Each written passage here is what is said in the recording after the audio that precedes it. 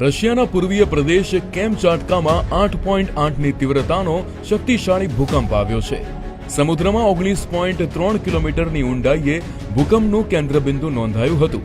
શક્તિશાળી ભૂકંપના કારણે રશિયા અને જાપાન સહિત અનેક દેશ અને ટાપુઓમાં સુનામીની ચેતવણી જાહેર કરવામાં આવી છે.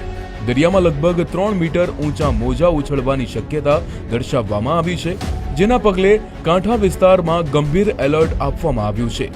જાપાનના વડાપ્રધાન શિગેરુ ઇશિબાએ ઇમરજન્સી બેઠક બોલાવી છે અને રાહત બચાવ કામગીરી માટે તૈયારીઓ કરી દીધી છે. કેલિફોર્નિયા, ફિલિપાઇન્સ, માર્શલ આઇલેન્ડ, હવાઈ, પલાઉ અને અન્ય ટાપુઓ પર પણ સુનામીની અસર વર્તાઈ શકે. રશિયાના પ્રાદેશિક ગવર્નરે જણાવ્યું કે હજુ સુધી કોઈને ઈજા નથી થઈ, પરંતુ દાયકાઓનો શક્તિશાળી ભૂકંપ ગણાવ્યો છે. ભૂકંપ અને સુનામીના ભય બાદ રશિયાના સખાલિન ક્ષેત્રમાં નાના શહેરો સેવેરો અને કુરિલસ્કમાં લોકોનું સ્થળાંતર કરવામાં આવી રહ્યું છે.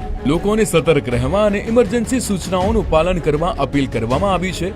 ઉલ્લેખનીય છે કે આ પખવાડિયામાં કેમચાટકામાં આ બીજો શક્તિશાળી ભૂકંપનો આંચકો છે. અગાઉ 7.4ની તીવ્રતાનો ભૂકંપનો આંચકો આવ્યો હતો.